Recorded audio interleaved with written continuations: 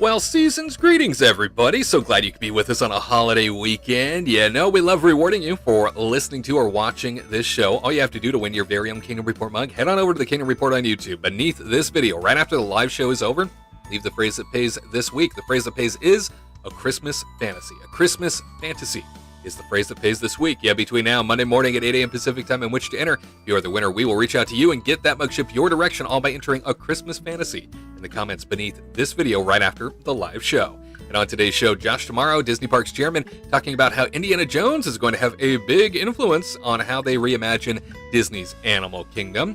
It looks like they have course-corrected Disney's Jollywood Nights, that special holiday-themed, separate ticketed event at Disney's Hollywood Studios, which is great news, of course. Unfortunately, it sounds like Disneyland suffered a couple of injuries this week when it came to guests inside the park. Main Street USA, wow. A light post fell over, one of those parade light posts with all the heavy lighting on top. Yep, and injured some folks due to heavy winds in the area. Also had Disneyland Resort is incorporating the new Disney animated film Wish into so many different offerings going into the holiday season. All that and so much more, including how Bob Iger is doing after being back at Disney now for over a year, after dethroning Bob Chapek and returning as CEO. What's the progress report? We will discuss it. I say we because I am here alongside Tyler Crouch, Katrina Manzoni, Garrett Hassel. I'm your host, Wade Heath, your Disney family. Well, we are back for another edition of Kingdom Report Live, and it starts straight ahead.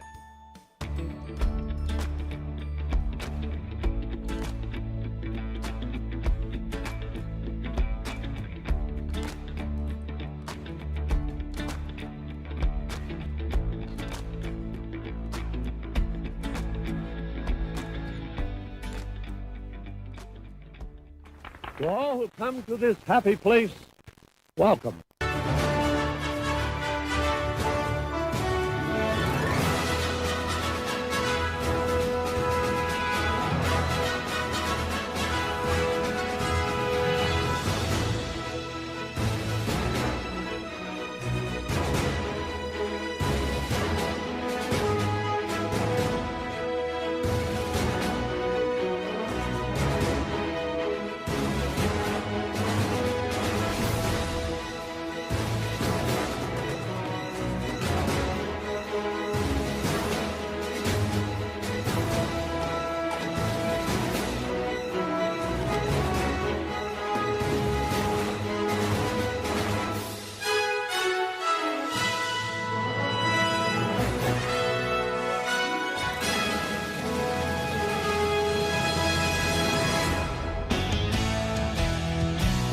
Well, season's greetings, everyone. Beautiful day outside at the Disneyland Resort, taking that live look at the holiday weekend in Anaheim. It is a nice, cool fall day. Hopefully you are enjoying your holiday week. For all of you celebrating here in the States, happy Thanksgiving and a lovely holiday season ahead as we peer on through the tree line and looking at the Matterhorn Mountain. Very nice. And grateful to have you all with us here today as we kick up another Kingdom Report Live. I'm Wade Heath, joining you here alongside the Lovelies, as I like to refer to them. They are, in fact, our Disney family. Your Disney family. We are the Disney family. That's right. Maybe not. I don't know. I like to think so. And alongside me today is our very own in-residency princess. She goes by the name of Katrina Manzoni. She is a travel agent. She's right there. Hi. Happy Hi. Saturday. Oh, it's a little late. way to be with it. Yes. Alongside her, theme park analyst extraordinaire, also a princess in residency. You guys by Tyler Crouch. Hello. I left my dress in the other room. I'll be right back. Let me go grab it. Grab your tiara while you're at it. Oh, yes. That's definitely a thing that I have, too. Thank you for that. Yep. And abroad, as we like to say, we mean no offense by that. He is our reporter. He is the Golden Goose. He is Garrett Hassel, joining us once again. Hello, sir. Hello, and, happy Thanksgiving weekend. If you did Black Friday yesterday, hopefully you got some good stuff. I did not, but, I got a little Christmas tree here. Because it's the jingle time. Ooh, it's Woo. a jingle Jingle time. ting. Okay. I put it on, but it disappears. That's okay. Magic. Oh, there it is. It's like you got Now nothing. at the time. Yeah. Oh, it almost looks. Oh, it's a So beard. done, yeah. There you go. You got some green in your beard. You're like Oscar the Grouch or something. Love that star. Thank you. I've been growing it for a while. Absolutely. And certainly we have set up our own decorations here for the holiday season. Yes, Merry Christmas to all. Happy holidays ahead as we venture on towards December now. And certainly we can't kick off a show without you all grabbing a cup of something good, joining us in a toast. We have to show toast this son of a gun. And today the honor goes to Garrett. Garrett, what are we toasting this time around? We are toasting to the Disney princess known as the Little Mermaid, Ariel. She is, lovely with her red hair and, her sense of rebelliousness, but yet charm and lovely voice. But I'm actually referring to my fiance, Ariel, because it is her birthday today. So, darling, happy birthday to you. And yes, many more birthdays to come. But yeah, to Ariel. To Ariel. Happy birthday, Ariel. Cheers. Cheers. Yeah, she's shopping right now, spending money we don't have, but that's okay because it's her birthday. And you're It's her allowed to do birthday. that on your birthday. Not even watching the toast. What a waste, huh? Hopefully the check's in the She's here mail. spirit. She's here in spirit. You can't. Maybe she's behind me. We'll never know. We'll never know. Maybe she's out there in the lagoon, swimming like a mermaid would. Sebastian's out there somewhere. Keep an eye Wouldn't on be her. surprised out there He's a good enjoying little some magical Epcot nights behind you. And certainly, we hope that you are ready for a heck of a show. Lots to talk about today. Lots to get you caught up on, too. Disney news headlines for you. We call it Disney News Review. Let's catch you up. Disney News Review time, taking a look at some of the biggest stories from across the Walt Disney Company in the past week. NBC4 reporting several Disneyland visitors were injured Monday morning when a light pole at the Anaheim theme park was knocked down on a day of strong winds throughout Southern California. Details around the injured guest conditions were not immediately available, but one person was hospitalized. Disneyland Resort said in a statement, at Disneyland Park this morning, due to high winds, a light pole blew over, injuring a few guests. Unfortunately, one guest was transported to the hospital. The light pole toppled and fell onto a walkway on Main Street, USA, the Orange County Register reported. Disneyland News Today, which covers the theme park, reported that the light pole holds stage lighting for parades along Main Street, USA. KTLA reports Disneyland is celebrating the release of its newest film, Wish, with a new character meet and greet, merchandise, and more, according to theme park officials. Guests visiting the happiest place on Earth can meet Asha, the film's main protagonist, outside the Royal Hall in Fantasyland. Across the way at Disney California Adventure Park, a short called The Wish will be shown ahead of the World of Color Season of Light Nighttime Spectacular. The short will include animated projections, fountains, lasers, and lighting effects illustrating how stars can guide, inspire, and remind us to believe in possibility. Wish-themed merchandise like a Valentino popcorn bucket and star sipper is also available at select locations throughout the resort. Wish, the latest movie from Walt Disney Animation Studios, tells the origin story of the legendary wishing star seen in numerous Disney movies like Princess and the Frog and Pinocchio. Wish is in theaters now. WDW Magic reports this past weekend the second Disney Jollywood Nights was held at Disney's Hollywood Studios with fixes for some of the issues reported by guests at the opening night 2 weeks ago. The biggest change for Night 2 of Disney Jollywood Nights was the addition of more characters for the meet and greet experiences. Disney drafted in Stitch, Jiminy Cricket, Pinocchio, Snow White, Dopey, Mary Poppins, Mr. Penguin, and Duffy. The additional characters do not appear all at once and are in rotation with others, but the changes help bring more variety and capacity to the event. Disney reworked the wristband distribution for those guests already in the park and replaced the chaotic setup at the Mickey Shorts Theater with a better system on Grand Avenue. Most guests reported shorter waits and no issues obtaining event wristbands. At the Twilight Soiree at the Tip Top Club, improvements have been made to the bar with more bartenders, a few more tables, and a better organized queue. Bellhop cast members appeared in the area, adding more of a Hollywood Tower Hotel vibe. 3 nights have sold out so far, leaving 7 dates with available tickets. Ticket prices range from $159 to $179 per person. And Blog Mickey reports after a lukewarm reaction from guests last year, Disney World did not bring back the holiday remix for Guardians of the Galaxy Cosmic Rewind for the 2023 Epcot Festival of the Holidays. Last year, the holiday remix was played for every ride instead of the typical lineup of 6 songs. Main Street Mouse reporting Josh Tomorrow says Disney's going all in on an Indiana Jones ride at Animal Kingdom. Unless you've missed the news, you probably remember Josh Tomorrow's D23 presentation. It was announced an Indiana Jones attraction would be coming to Disney's Animal Kingdom. Well, this past week, Tomorrow reassured fans the project is still on and it's a perfect fit for the reimagination of the theme park's Dinoland USA area. In an exclusive interview with Entertainment Weekly, Disney Experiences chairman Josh Tomorrow discussed the upcoming Indiana Jones project and its significance to the retheming of Dinoland USA. As announced at tomorrow's D23 presentation, the prehistoric themed area as it is about to receive a major redo, which could include additions of both Encanto and Coco. We've got so many stories to tell, he says. We have so many things we want to make even better in the parks. My plan is to continue to share that with the guests. I know many people are like, my gosh, I can't believe he's saying this. Is he serious? Is he not? The answer is we are absolutely serious, he says, also referencing the company's recent announcement that it would spend $60 billion on improving its Disney parks and properties around the world over the next 10 years. During the chat, Tomorrow also discussed how some fans questioned how Indiana Jones might fit into the animal-themed theme park. To which he commented, Animal Kingdom is about exploration and adventure. I was fortunate enough to have run that theme park, so I know how special it is, and I think there are a lot of stories that we can stay true to Animal Kingdom and express new properties in there. And that's what you see us starting to do, close quote. Big news on the front of Jollywood Nights finally being course-corrected to a certain degree, it sounds like, by Walt Disney World realizing that perhaps they didn't put their best foot forward the first time around. As we talked about in a previous show, it sounds like Disney has realized there were problems, and now they are moving to correct them. Tyler, your thoughts on Disney's Hollywood Studios adding all of these elements between the first and second party now? I mean, we've been in this situation before. Like a couple years ago, they did Oogie Boogie Bash, and actually this was like even longer ago. This was maybe like 4 years ago even. When they came out with Oogie Boogie Bash, we went to one of the first nights and whatever. It doesn't matter when it was. When we went, there was no zombie Captain America. And right. Then later on, they brought him out.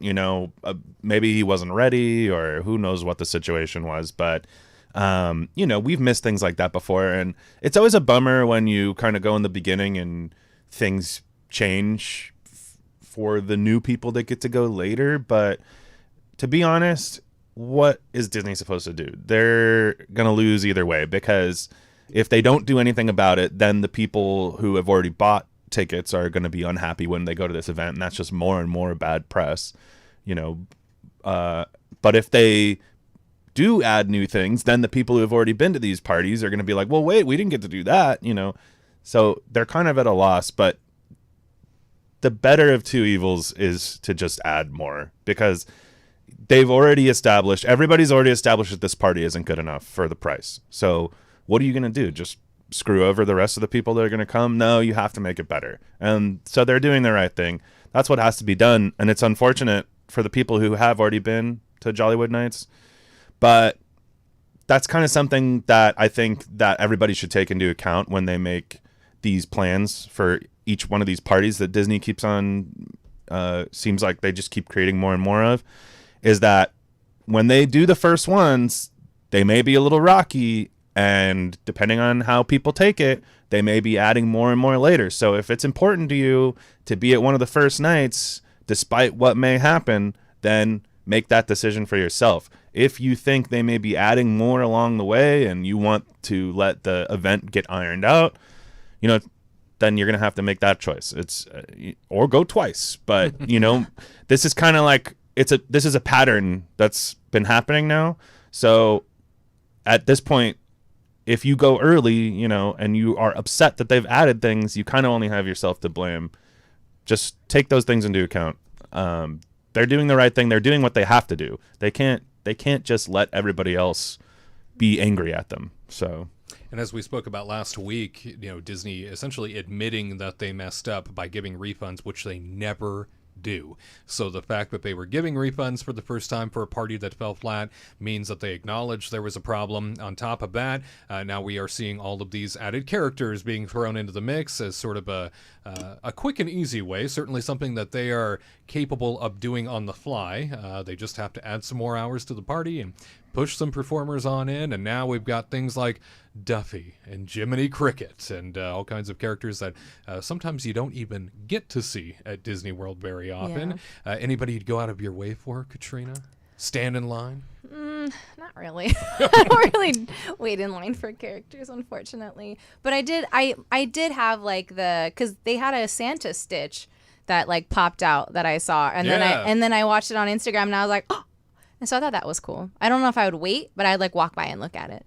If anything, it does pull away those crowds and offers up more things for people to be doing, which of course is what was needed because of all the immense crowds. So good on Disney. You know, we call the balls and strikes around here. Good on Disney for correcting things. Good on Disney for jumping into the mix and immediately figuring out, hey, we need to add more capacity to this thing because either we oversold it or we're just getting inundated and maybe we overestimated and we shouldn't have. So at any rate, congratulations, Disney, on fixing that one. Bravo to you. And I hope that those who are going to this party moving forward are finding that it is a much more pleasant atmosphere.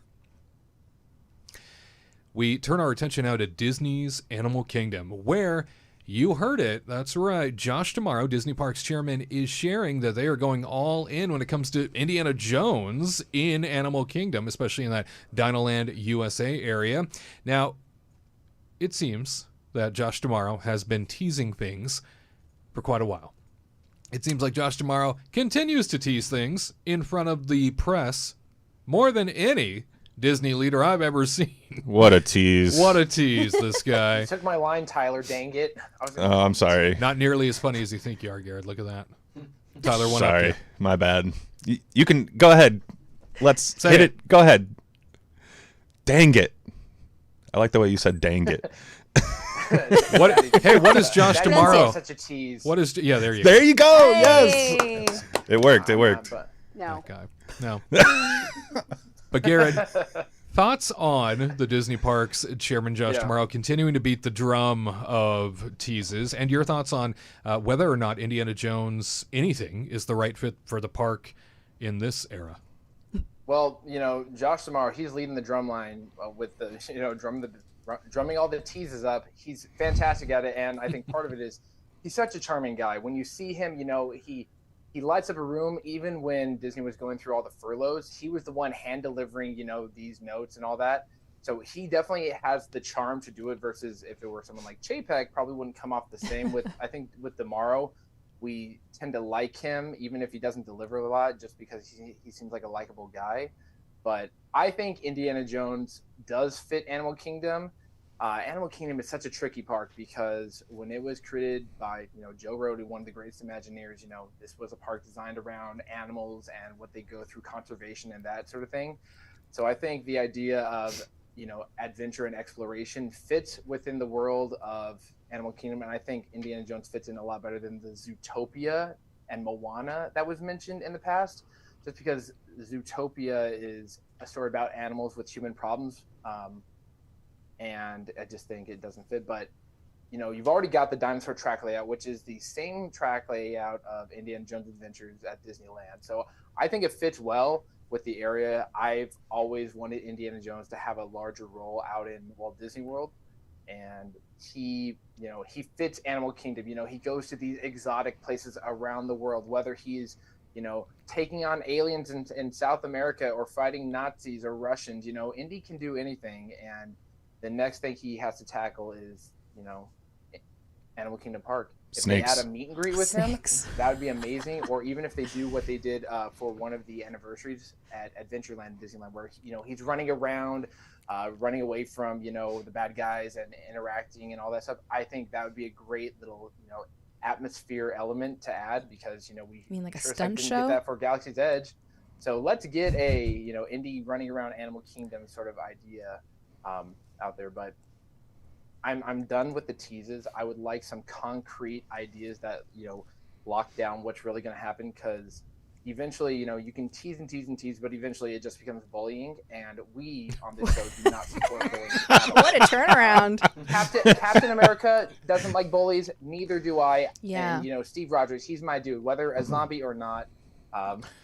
But Well, how does Gaston fall into this? Gaston's completely different. He's getting rid of the library for putting in the Gaston self-fitness gym with a scoop of whey protein as you enter the animation building. Wow. But, Sounds like a hero. I think he's mine indeed. But at Animal Kingdom, Indiana Jones, I think, fits better than any other possible idea. Plus, getting rid of that track would take a lot of time. And, while around here we're not as big on, retrofitting stuff to fit the next idea, like using imagination. Tiana. Yeah, We I can't would. do that. I would We can't do love for them imagination. to create a new experience, but Animal Kingdom having Indiana Jones fits well. He's always been about animals, as long as it's not a snake. Right. Let's see what happens. Maybe they can change it up, add some more effects than the one at Disneyland, and hopefully not have the same issues as the one at Disneyland. But I don't want to get my hopes too high. But for now, tomorrow, please stop teasing and give us a little piece of that cake. Sounds sweet. Whoa. But Don't be a bully. But yeah, Don't be a bully. Indy works. It's just a matter of can it actually go from being blue sky concept to actually being an Imagineering task and accomplishment. So fingers crossed. Fingers crossed. As long as they don't get rid of Seeker, they find a way to incorporate him. Oh my gosh. Yeah. into Oh. Indiana Jones. I'm good with that. I want him to be assistant. I don't think it's as easy as somebody would think to make that ride into an Indiana Jones thing. I don't, There's and it no definitely bridge wouldn't. anymore. And there, like yeah, any and there other definitely one. wouldn't be the same thing as the Disneyland version because there's no vista. There's no the dinosaur has a lot more closed-in walls than Indiana Jones does. Yeah, and they had, so like, it the just same wouldn't. track, but yeah, it's not the a same lot building. different in a lot of ways. So it would have to be its own experience, even if they did want to change that into Indiana Jones. They could do something around the Fountain of Youth, like a brand new, a brand new story idea. They've done that with Battle of the Sunken Treasure for the Pirates of the Caribbean attraction at Shanghai Disney. So you could do something, Florida influenced around the Fountain of Youth and finding Ponce de Leon or Sure. Ooh. I would find it refreshing for them to. I wouldn't want them to make the Yeah. Disneyland ride. Yeah, that would be. make something That'd be different. sad. Yeah. Yeah. But original concepts. That would just be teasing. That'd just be Yeah. teasing. And teasing leads to bullying. True. We found that out. We've learned this. Yeah, it's part of the the Star Wars cycle where fear leads to anger, anger leads to hate, hate leads to bullying, bullying leads to us fans suffering. May the force be with you. Yeah. May the force That's be how with it you. goes. And also with you, as they say. Yes. Yeah, hopefully Indiana Jones gets his foot in the door somewhere at Animal Kingdom. Yes, don't necessarily know. He needs an entire land dedicated to him at this era in the IP's legacy. Yeah. Perhaps there are some new stories that can be told in that back area. I know that there was a great deal of discussion originally. And Katrina, you'll probably remember this because we did the post show after those D23 announcements where they were discussing how Blue Sky, Encanto, and Coca would be coming to Beyond Big Thunder Mountain, and now it sounds like they have completely turned that over to Animal Kingdom and said, no. Dinoland USA seems like a good spot for that. So now what's going to happen beyond Big Thunder Mountain? Like nothing. Yeah, right? I Parking thought lot. there was a whole concept going on for Beyond Big No, Thunder Mountain. because they're gonna wipe it off the internet, being like, "We never said anything like didn't say that that. before." We said Blue Sky. This could change. Yeah, at any moment, Tease, because they're tease, waiting tease. for what? Frozen 25, and then they're gonna try to build something else Frozen on 23 Frozen. was a knockout of the park. Frozen 23 was amazing. 24 hit miss, but 25 is going to rekindle the Frozen lore. One It's actually more. going to tie back into the story of Frozen 18. So much story left It's to like tell. it's like Fast and the Furious, but Frozen. Right. Yep, I feel like that's Family. what's gonna happen. Family. That's what Yep. it's all about. As long as Elsa's handing me some ice cold Coronas, I'm okay.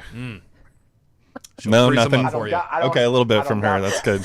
I don't got friends. I got snowballs. Nice and icy. Oh Well, you my tell God. us when it comes to Indiana Jones moving on into Animal Kingdom and these constant teases by Josh Tomorrow, do you think we're actually going to see Indiana Jones? He's saying, "Oh, we're going all in." Well, he said this now several times. Are we going to wait until 2030 to make that happen? Do you have faith that Indiana Jones anything is going to appear at Animal Kingdom? We would love to hear from you. Throw it down in the comments.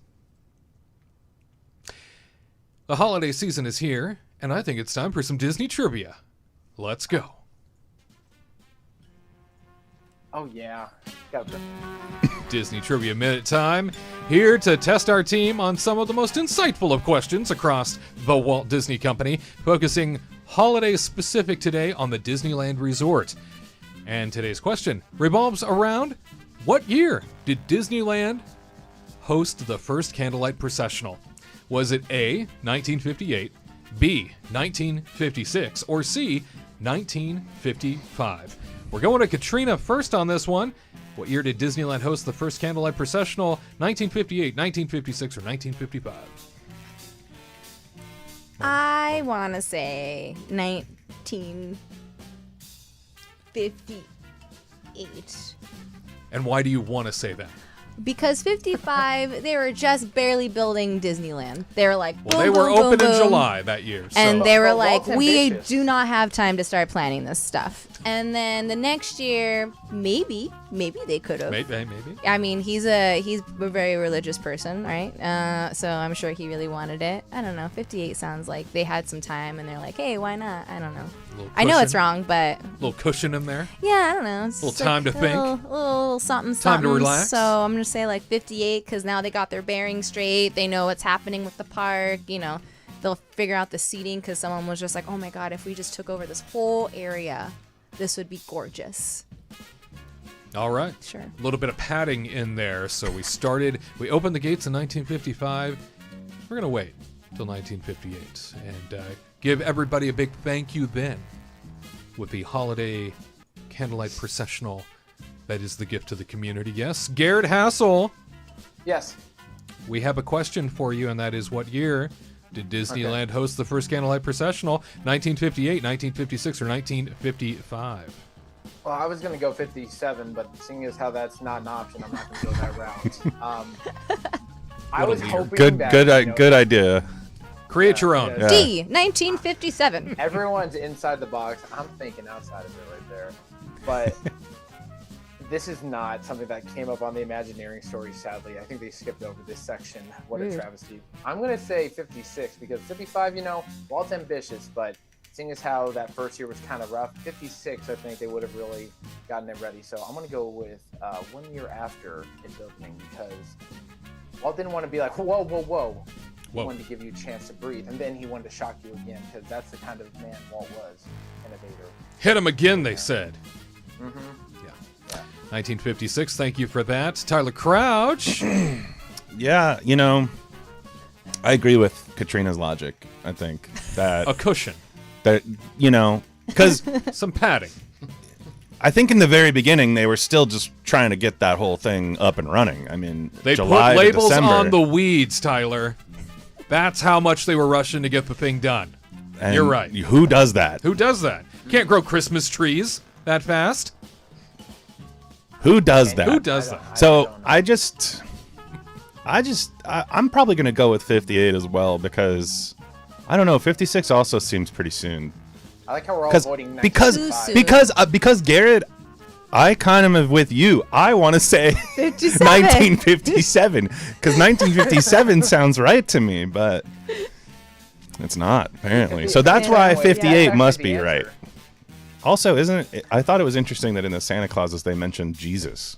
They did. They did. I thought that was Plenty. interesting. Yeah. Oh, Connected I it back now to need the to watch the show. I'm that well, story. Yeah, well, maybe, Anyway. maybe watch.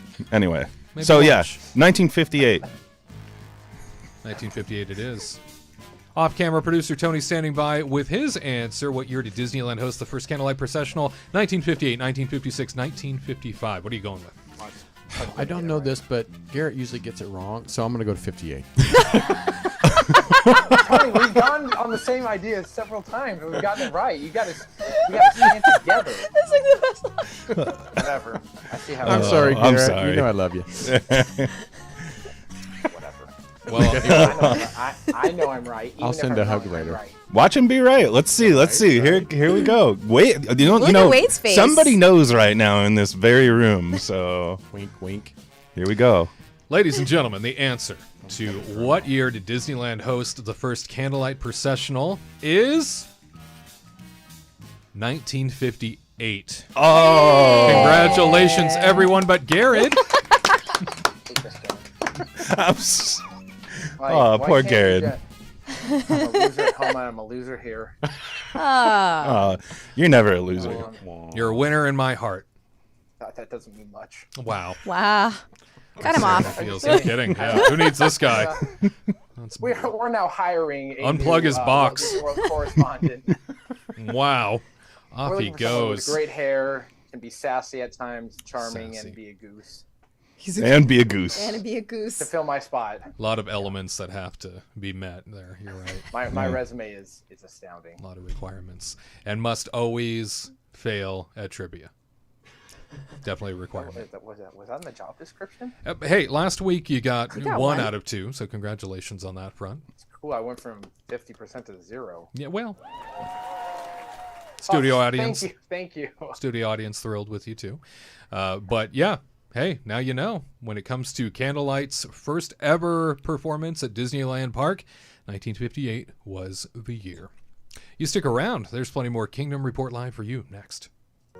You know, Walt Disney, he is seen as sort of this mythical creature nowadays, this magical man that could do no wrong. And yet, he spent most of his life steeped in failure. From heartache to betrayal to death and even a breakdown of his own. It's often said that artists are tortured souls, and I think it's safe to say that Walt Disney was a tortured soul by his own standards most of his life. Walt Disney had to do some of the hardest things any person can do, and that is convince others of unimaginable dreams he had solely in his head. And oftentimes he had to stand alone in his own visions to make them happen. He was surrounded by family, he was surrounded by fawning fans in the public wherever he went, and yet so often he had to stand alone in his decisions and his choices. Only he understood what it was he was trying to do. He's more like you and me than I think a lot of us assume.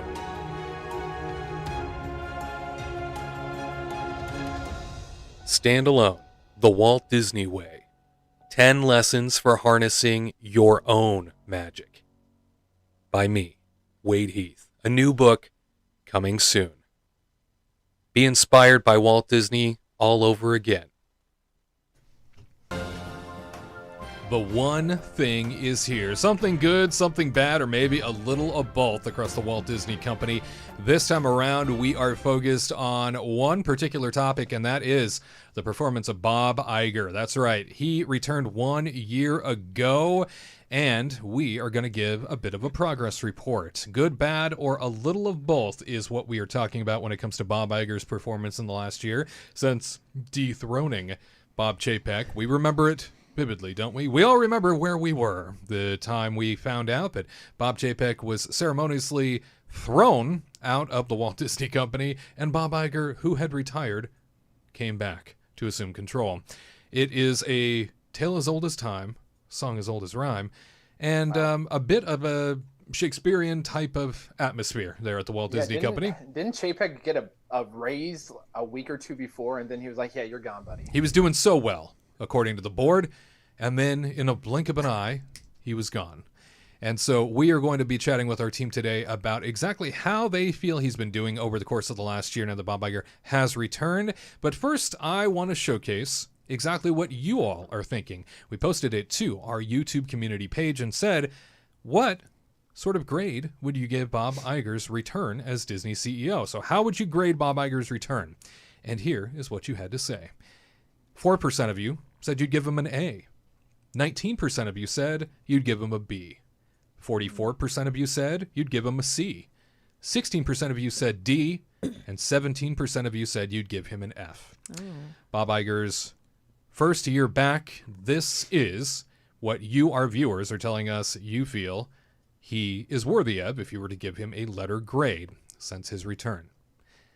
Today, we are going to talk to the team about exactly how they feel. Certainly, publications are now starting to weigh in since Bob just passed that 1-year mark as having returned ceremoniously, saying, I came back to save the company because he felt like he needed to be a hero in this situation, apparently, given the fact that things were going south pretty darn quick under the rule of Bob Chapek. Now, there were a number of reasons as to why things were going south at that time, certainly.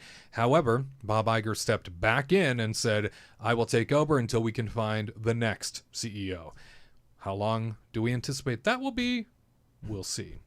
Tyler, when it comes to grading, when it comes to rating, when it comes to reviewing our friend Bob and his return to the CEO seat, what comes to mind? How do you think he's done over the last year? I think I mostly agree with the audience, honestly. I think that C plus. C's get degrees, baby. C's get degrees. Yeah, I don't know. I think that's remember, I think that like school kind of screws everybody up because it's like, whoa, C, you're not going to college with C's, boy, but it's, I don't know. Remember that's just kind of really kind of just means average. So that's kind of how I feel like he's doing. He hasn't come in and white knighted this little sad company, this tiny little mom and pop thing. He hasn't white knighted it yet. This startup, yeah, but the Walt Disney Company. But also, I think he's still making decent moves overall. I think probably the worst thing so far, in my opinion, anyway. I mean, maybe some other. We can probably point to a few things, but I think he really just needed to shut his mouth with all of the strike stuff that was going on, because that was really making people angry at the Disney company in general, I feel like.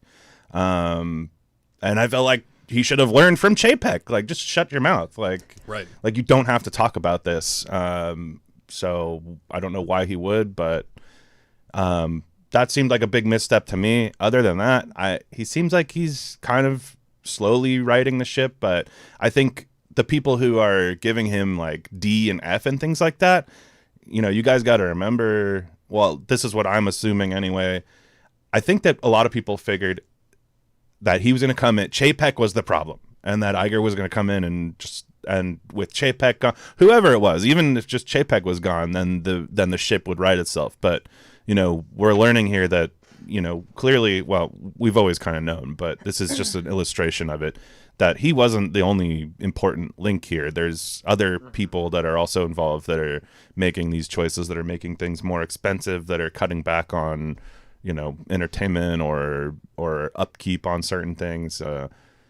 It's a village. It's not just one person. So I think the people that are disappointed in Iger right now are probably the people who thought Chapek was the issue, and they're like, well, Iger's the same thing as Chapek, but I think time will tell. I think he will right the ship for the most part.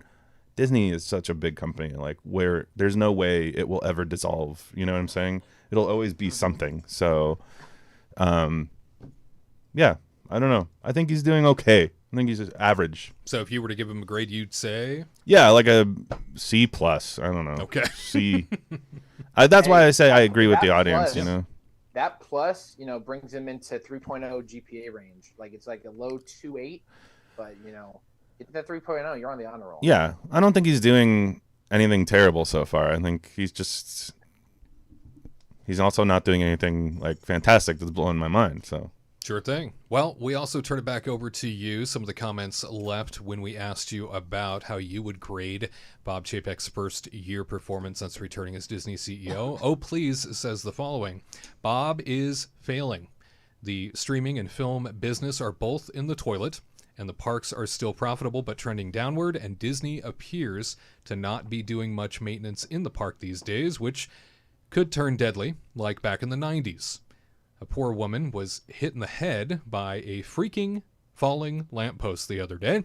Iger is on his way out, most likely by activist investors who will take over the board and eventually the company. So that is one of those comments left by you, certainly referring to the activist investors that are indeed circling right now. If you don't know the business case, if you don't know what's going on, yes, there are individuals looking for weakness in the Walt Disney Company to potentially buy things out, to potentially come in and seize shareholder shares, to seize various elements of the organization in an attempt to buy Disney out. So it's not entirely out of the question that potentially somebody could swoop in and take this too. So there's a lot to the business case that comes along with the Walt Disney Company and Bob Iger's return. So there we have it from Oh Please. We're going to turn on over to Garrett. Garrett, I know that you are, not putting words in your mouth here, but you're an Iger fanboy. You seem to have been an Iger fanboy for a long time. His return a year ago, has it lived up to your expectations?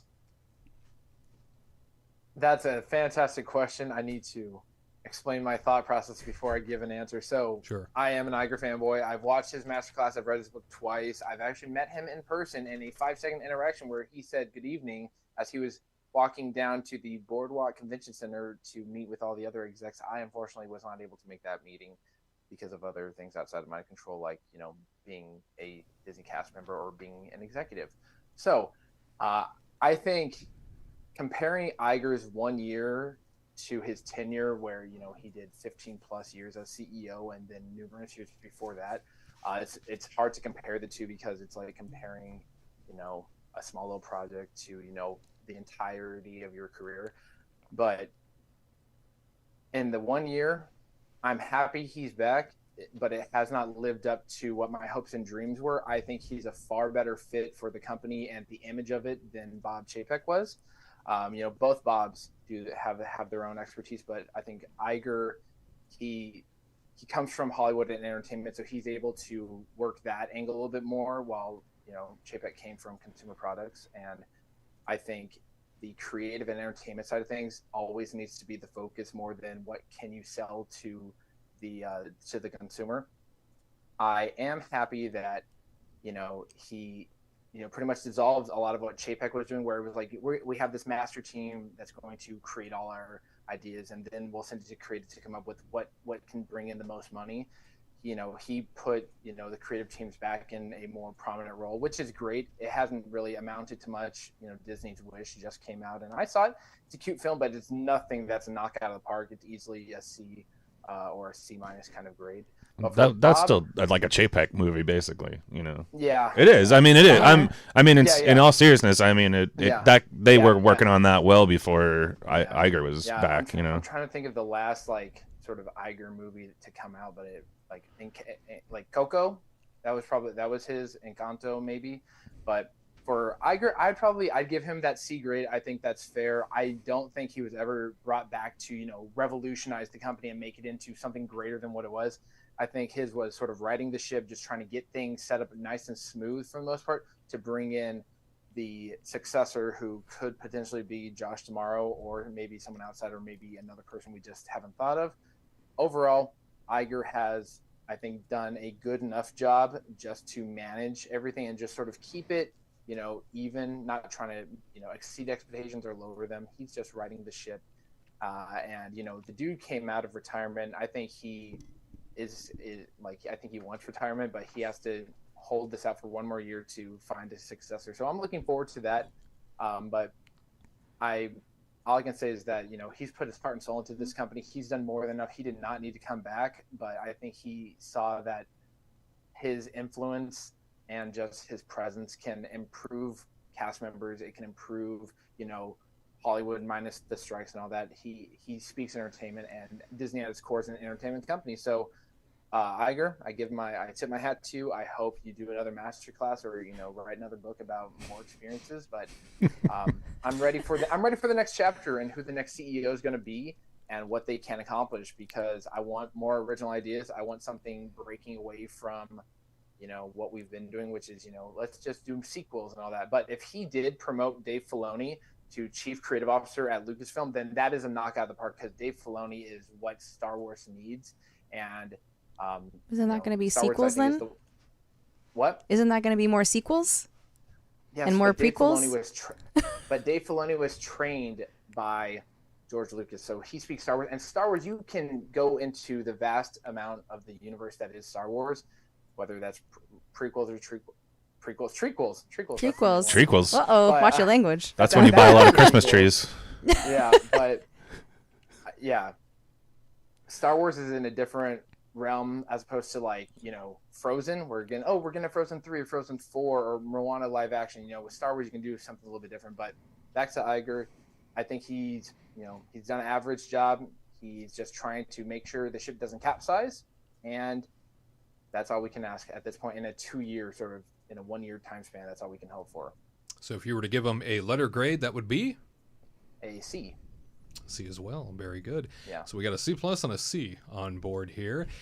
Next comment comes from Mitchell Rise. Mitchell says, I'd give him a C. I feel like he has prevented the company from getting worse like it was with Chapek, but I don't believe he has done much to make it better, as I feel like the company has been doing about the same as it was when he came back.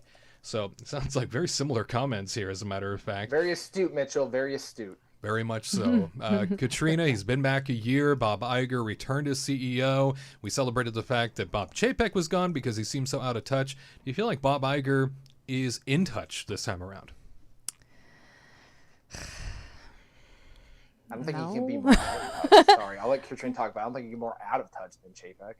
I mean, I agree with you on that one. I don't think he's like that out of touch like Chapek was, but Chapek was just this awkward human being that just, I feel like he tried to be one-on-one with people, but then just couldn't be one-on-one with people. And then Iger comes in and he has that charisma that he's like a people pleaser. He knows body language. He's able to kind of like, steer things away, and he does like a good like jig away from like the bad subject, right? He just like I like that. I love and that runs idea. away. Like was it whatever Simpson? That's what I'm thinking of. Homer Simpson going No, in the... Jessica Simpson's sister. Ashley Ashley. Simpson, when she's I on was Saturday Night like- Live and she's I was doing like- a jig away. Not the animated Simpsons. No, yeah. The real Simpsons. But like he's good at that. Like that's what he's like, and that's why DeMauro is kind of like his like little protege, because DeMauro also has that like charisma that kind of helps steer like the crowd. And then here's Chapek, and he's like, brr, Right. brr. Yeah, And then charisma and warmth, you're right, that Chapek never really had, right? yeah, absolutely. and then he wears those great sweaters, like you wear a great sweater. You Thank have you. that charisma. All It's about it. just, like you're a people takes a person. lot You're of work one to with wear the a people, cardigan. right? Yeah. Like cardigans are a tough outfit to wear. When They he pulls are. it off. And he Iger pulls and that DeMauro, they also- 3/4 zip. Psh, Yeah, Very Iger nice. And DeMauro, they always seem to be matching. They white do. They do shoes, tend to match a lot. I've Yeah. noticed that, yeah. Yeah, I don't know. They wear a Maybe lot of it's like- sweaters. They do. They really, Pokemon they really do. evolution. They have a softer approach. It's that Ralph When they were- Lauren or something. Yeah. They just have like that like sweater weather type of attitude. But anyway, I think again, like what he did with the strikes really put a sour taste in my mouth, because that also hurt my job. So, but like him trying, I get it. Like he's a money man. That's his job, is to do money. So obviously he wants to try to figure out the best way possible to make the cash. And for him to try to hurt the actors and try to do this AI BS stuff it's just sad. Like it just makes me feel like, his bottom line is money. He doesn't care about the actors. He doesn't care about making good films, because I feel like right now they're trying to push more live action movies than you don't need to touch those. Just leave the cartoons where they are. You don't need to like think outside of the box and make something new.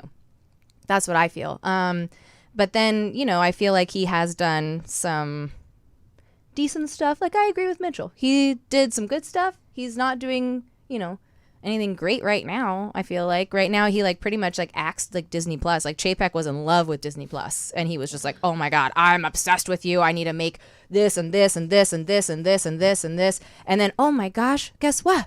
We're not making any money.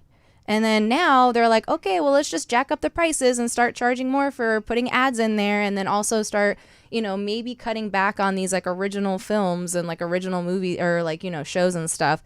And so like Iger did away with that stuff, and which I'm kind of happy about, because they were like polluting Disney Plus ever. And then when they put Dancing with the Stars on Disney Plus, I laughed so hard. I was like, that is gonna fail so hard. You and said guess it what? here, I believe. Yeah. You were committed to that idea. That's not gonna work. It's not gonna happen. And guess what? No one watched it. And then now they like put it back on ABC because they're like, oh my god, it has to be live because no one's gonna watch like live on Disney Plus. It seems to be the only saving grace for traditional legacy media is live now.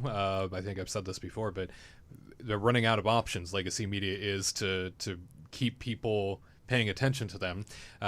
It seems to work, the live concept still, whereas streaming, not so much, because when I'm going streaming, I want to see something on demand. I watch it the next day. Like, I don't want to watch stuff live because I know it's just going to be there for me later. Yeah. Yeah. It makes you wonder, you reference a lot of the polluting of Disney Plus, as you put it, and what's, I think, fascinating is that final year that Iger spent at the helm as executive chairman. Remember, he took over as head of creative for that final year. I don't know if you recall that, but he wanted to help guide things creatively. So I feel like a lot of these projects that he helped put into action, he also just took away because they were costing an arm and a leg. So no doubt he was helping to steer that category too. If you were to give him a letter grade, what would you give him? I'd give him a C. You give him a C He's not going above and beyond what I thought he would be doing. You know what I mean? I mean, it's hard to steer like a whole company within a year. You know what I mean?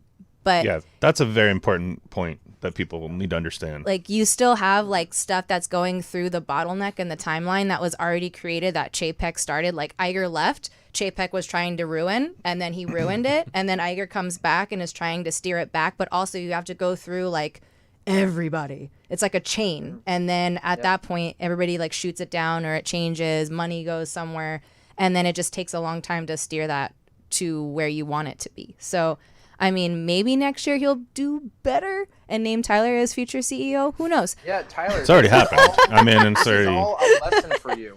You need to pay attention to what your, I guess, grandfather or godfather is doing. Learn from them, like Luke learned from Yoda, and not have a whole Kylo Ren experience going on. Godfather. Yeah, the Godfather. Yeah, I was trying to think of who that. No horses' heads in who bed. that is. That's not okay here. No, I will not be murdering. Don't worry. Well, We don't condone that on There's the Kingdom still time. Report. No. We don't do that. Condones that, but No, find we a can- horse we can head go in your bed. happiness. We don't want that either. no, Yeah. I don't No, thank want that. Well, oddly enough, unless it's the Modern Family version. That's like Universal or something. It's happening. right? Yes, either of those. Somebody does agree with you, Katrina. A viewer by the name of Lil Buggers, Little buggers. ended up sharing this, saying, "I think he's working on it. It's not going to change in 1 year. Typically, when damage is done, it takes longer to undo the damage than it did to cause the damage. I think he's trying, but he is tired and not giving it his all. He has been doing all right, but not great. I don't feel like his heart is in it like it once was." That's an interesting take, that his heart might not be in it this time. I feel like he returned That's because fair. his heart was with the company still. Or and he was his wanted to like save it. savings starting to plummet after he retired? He's like, oh no, I got to start working again. Right, everything I did. Right. Not only just the company, but I fully believe straight up that he wants to humiliate Bob Chapek. Oh yeah, that was Like, I think he wants to make him look like he was A fool. A fool. Like, yeah, I really do. Yeah. And not like he's like got this like, oh, I just want to ruin that guy's career. But I think he just wants to be like, yeah, I want to show that this guy was a disaster. And He's you know, not Jordan coming out of retirement, that first time, and, I'm going to go get more rings. He's just like, I'm just going to rain on his parade a little bit, show what I can do in 2 years and already, be in that retired mindset. But then why choose him as a successor? Like No, that doesn't make any sense. that's like that's the loop that I can't get my little noodle around here. Is it's all about building up the story. You can't just come out. Got to build it up slowly so that way it's even more epic. Tyler's little noodle is struggling here. I'm trying to bake my noodle over here, but it's just not going well. Is it My sauce be macaroni? broke. Is it a macaroni? I don't think It's too much trouble. Well, we have another viewer who has a very unique perspective on all of this, and I think that they're worth sharing as well. Mike 3889 says, "What if I were to tell you all A lot of the issues Iger is dealing with is the result of his poor decision-making at the mid to latter end of his first tenure. Iger jumped ship and used Chapek as a scapegoat. Chapek just hit the fast-forward button for all of what was on the horizon to unfold. Anyone who thinks this is purely Chapek's fault is a fool. Wow, Mike. Well, Chapek shouldn't have hit the fast forward button. Everyone knows you can do that. You can skip a little bit, but you can't hit fast forward. You can do the 10-second skip, not the fast forward. Don't hold the button. Just tap the button. Don't hold the When you hold the button, it fast forwards too You much. gotta tease the button. Tease the button. Yeah. That's what No. Josh Tomorrow does. He teases the button. Right. I actually agree with Mike, though. I mean, it's not like I was saying earlier. It's like none of this is one man's decision. This is not one man's company, and like we even just discussed right before that, right before we read his comment, that he put Chapek in charge to begin with. So that right there is a mistake that was made. I think what it boils down to is that he was kind of a little bit of a scapegoat. Let's be real. We all liked to joke about it and give him a hard time, and I think that became kind of a running joke, and honestly, probably kind of mean, when you think about the fact that he's a real human being. But we were I think we just liked to have that joke, and I think a lot of people felt that way, and I think that's why that ran. And then listen, at the end of the day, and I think everybody kind of agrees, unfortunately, he just wasn't the most personable guy, and that rubbed people the wrong way. And I think that's why he got as much crap as he did. You should have talked to Julie Andrews, had princess lessons. She would have done him. Yeah, there you go. That would have fixed it. She is the queen.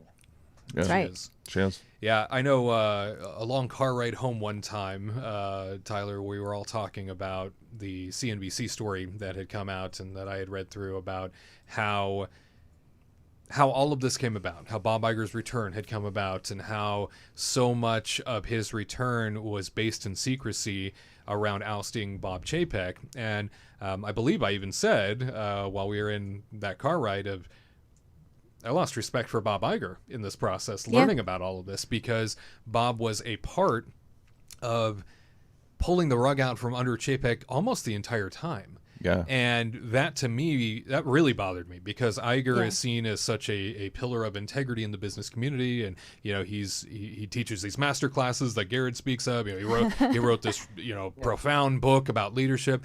And yet here he was on the back end, never fully giving Bob Chapek the amount of rope that he needed to do the job the right way the first time. Now, don't get me wrong. Bob Chapek was the wrong person to put in charge in the first place. He didn't get Disney, period. Even though he had been there for over a decade, that doesn't mean your top lieutenant is always the best choice. Sometimes they don't get it. Sometimes they don't connect the right way. Bob Chapek never connected the right way. Yeah. And he was given this opportunity where not only was he set up to fail because he wasn't the right personality fit for a company that has always had a very personality-driven leader. Mm-hmm. Michael Eisner, for example, somebody who was in front of every Disney Sunday night movie. Bob Iger, who is a soft-spoken but in front of every sort of situation that Disney has, every sort of new opening, every sort of charismatic need, he is there. He fills that void. Then you see poor Bob Chapek come in, who doesn't seem to have any social skills throughout any of his life, trying to piece together how this is going to work. And then on top of it is being undermined on the back end, not just by Iger loyalists who were still in the company, but by Iger himself on the outside. I mean, they didn't even give him an office. They didn't even give him Iger's office. Iger had that, and he was gone. Right. Like, oh, wow. That's how would you feel if you were like, you're the new king, but you can't sit on that throne. Yeah, not you gotta really. go sit on the toilet throne because that's all really. you get. And it's like, how are you supposed to live up to that when you're like, you don't even get to take the reins fully when you always get undermined by Iger, pretty much. Yeah, blew my mind reading through that and really understanding that Chapek never got the full capacity to drive. Yeah, he never got the full license to drive. It was Autopia for him.